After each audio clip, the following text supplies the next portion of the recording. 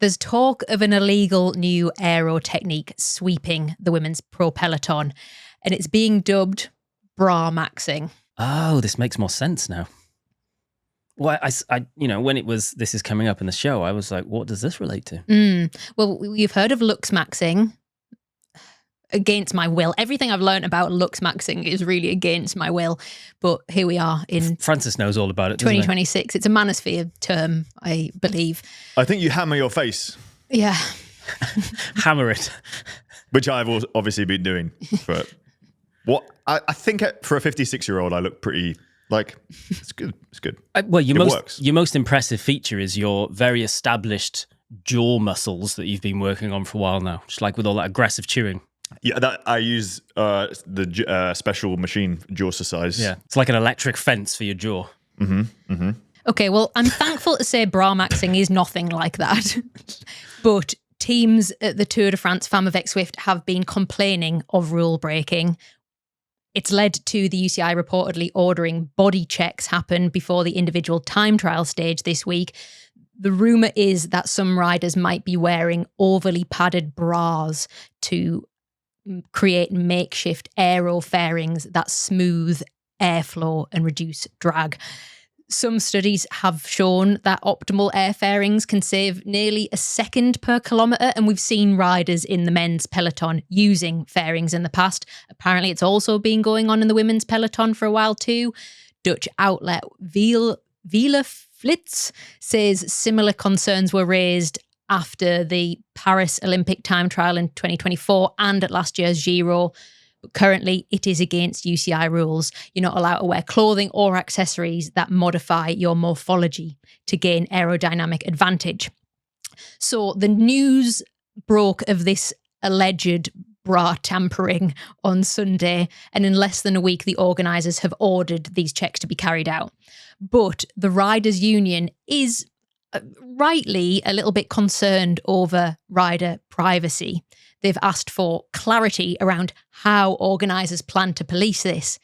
Reports earlier this week suggested teams wanted female commissaires to carry out checks in a private tent.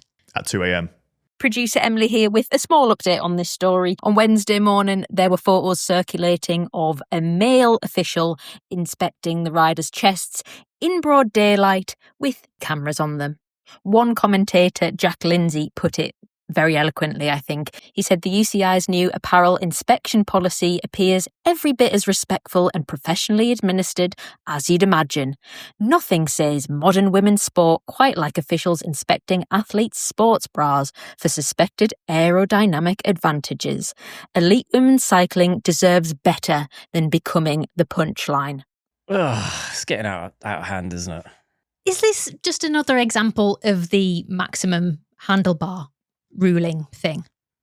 In the sense that, is this a rule that has been brought in with the men's peloton in mind, and maybe not enough thought has been given to what the potential nuances and complications and ramifications are of actually policing the rule across all of the people it's going to affect, i.e. the men's and women's peloton? Yes. It sounds like it, doesn't it? Like, yes. Is there not a point where they're all sat around in their rule-making chamber and going, I think that we should ban chest fairings, and someone not in the corner going, well, what about women? They sort of have natural chest fairings. Are we presumably that's okay. It's just a natural advantage. But what about push-up bras? What about padded bras? How much padding are we allowing?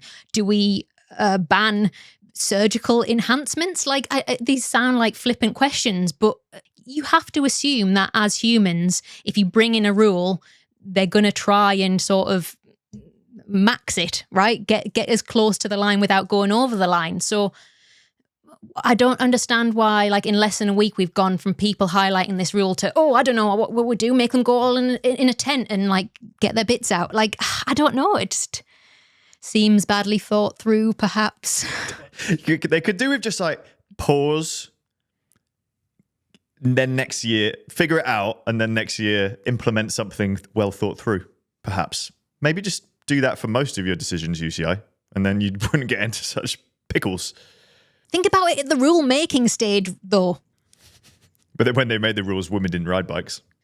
That was a joke, but for everyone, by the way. My concern with this is, and I know where maybe we might be seen as adding fuel to the fire to this because we're covering it, but like ultimately, this is an easy win headline. It's sensational. It's about boobies.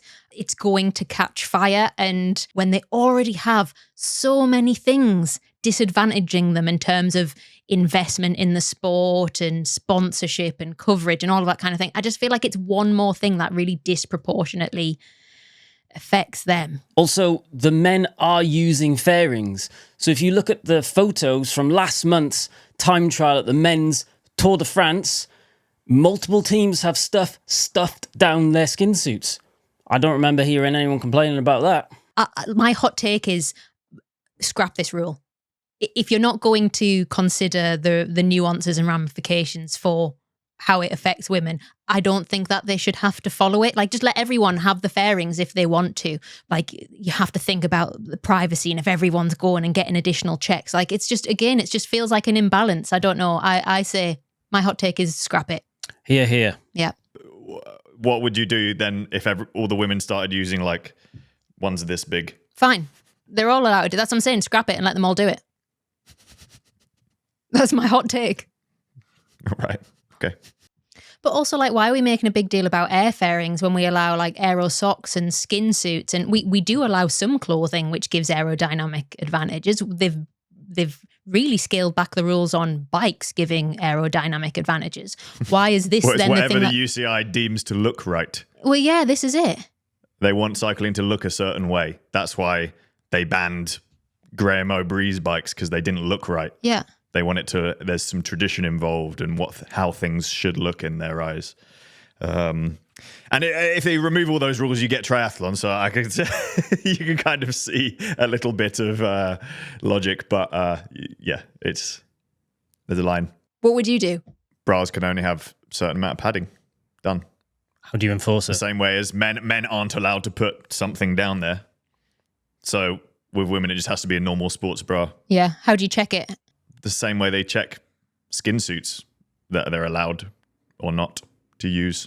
How do you check it while It's respecting privacy? pre-approved. It's pre-approved uniform for racing, isn't it? Like then they're not allowed to wear certain skin suits. I guess it's like you can't. How do you check for concealment? I guess I don't know. I don't know whether this is flippant or not, but I think it just goes back to the original point of I don't like rules that seem to disproportionately affect the privacy or recovery or comfort of the women's peloton. But you'd think as well, if this was raised at the Paris Olympics, like, you've got time to come up with a solution That's true. and actually consult the people that are affected by it and trial it and test it. Perhaps they did. We don't actually know. We're speculating that they didn't. Maybe they did, and actually it's just whistleblowing that a team thinks that there's a breach. Mm-hmm. The bottom line is just ask the riders, isn't it? Consult them and spend longer deciding what they're comfortable with and what they feel. They're the ones that are affected at the end of the day by people. If there are people doing things which could be potentially naughty and make them faster for no extra effort, is it unfair on them? They need to be asked. I'm surprised there isn't more physical surgeries going on to make yourself faster. People did weird things with their ears, and like there was a guy called Michael Rasmussen, I want to say, who like took his weight losing to the extreme and would do the questionable things. I should probably look this up. What, like removing toes? Maybe not that extreme. Well, who knows? They're not that heavy though, are they? But I suppose if you're drilling holes in a derailleur to save weight, then maybe you drill holes in your toes as well. And no, it just said performance-enhancing drugs. Oh, that'll do it. But he wouldn't have had to do as many drugs if he just chopped off his earlobes.